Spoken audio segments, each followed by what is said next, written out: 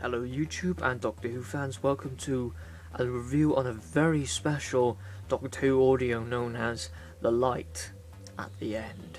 This story was written by Nicholas Briggs, and may I say, it was the story that celebrated the 50th anniversary of Doctor Who. So firstly, we'll be taking a look at the front cover with all the Doctors all the way around, which stars Tom Baker, Peter Davison, Colin Baker, Sylvester McCoy and Paul McGann as the Doctor. And in the middle we can see Jeffrey Brevis, who plays as the Master. I got this particular CD signed by Paul McGann as the Doctor. A full cast audio drama. So we have the side of the CD, just as Doctor Who Light at the End, with the TARDIS at the top and Big Finish symbol down the bottom. With the back, Light at the End, written and directed by Nicholas Briggs. Running time is approximately 2 hours, and I'll just read the review now. November 23rd, 1963 proves to be a significant day in the lives of all the 8th Doctors. So as you can see, William Hartnell, Patrick Troughton and John Pertwee do have edited parts in this story. It's the day that Bob Davies' life is ripped apart. It's also a day that sets in motion a catastrophic chain of events which forces the first 8 incarnations of the Doctor to fight for their very existence as a mysterious incident's chaos unfolds within the TARDIS. The barriers of time break apart. From England, where war-torn alien landscapes are into a deadly artificial dimension, all the Doctors and their companions must struggle against the power of an unfathomable alien technology. From the very beginning, it is clear that the Master is somehow involved. By the end, the Doctors, they may only be darkness. So the cast, as I said, all the first of the 8 Doctors, first, second and third, are edited into this. The companions is Leela, Nyssa, Perry, Ace, Charlie, the Master, Straxus, Bob Dovey, Wes, Susan, Ian, Stephen, Vicky, Sarah, that's the one who plays the Dalek's master plan, Polly, Jamie, Zoe, Joe, Tegan, Tolo and Kevin. Now we have the innards of the CD with the back, the other side of the CD. November 23rd proves a significant day in Doctor Who. That was CD 1, which is part 1, and there's part 2 right by there.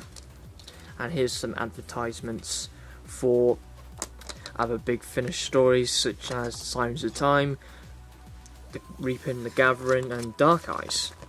Now we have the opening, behind the scenes, the producer's notes, the writer's notes, the Doctor Who magazine, that was the recent Doctor Who magazine back in that day.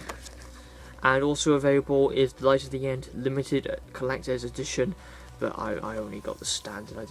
I wasn't very interested in that anyway, but again, if you're very interested about Light at the End, then that's probably very hard to come by now because it is sold out.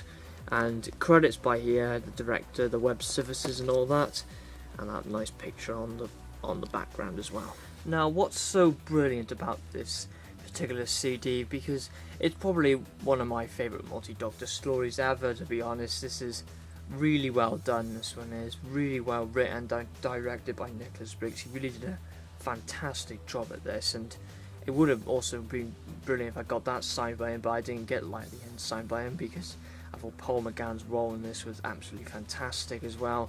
As well, all the other Doctors had a really good role in this. None of them had, any bad roles. They all got stuck into the story very well. Some Doctors took quite some time to get into the story as well.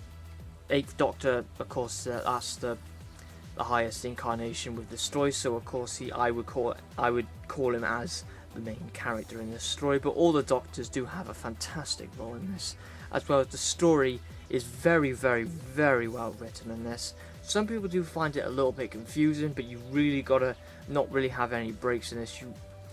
I would say you have to listen to it in all one go to appreciate the entire story, because people do get sort of confused about this story, and I've heard some people say that it's a little bit confusing, or say, I don't know what's really going on in this, but if you really focus on the story, Light at the End is something you definitely have to get. The companions in this, some of the companions I've noticed that have little, just tiny parts. The Doctors are more in it, more maybe probably the the companion featured the most is probably Charlie, who's Paul McGann's companion. Had a bit of Leela in it as well. Did not see a lot of Joe Grant or any of that. Some of them only had little parts in it as well.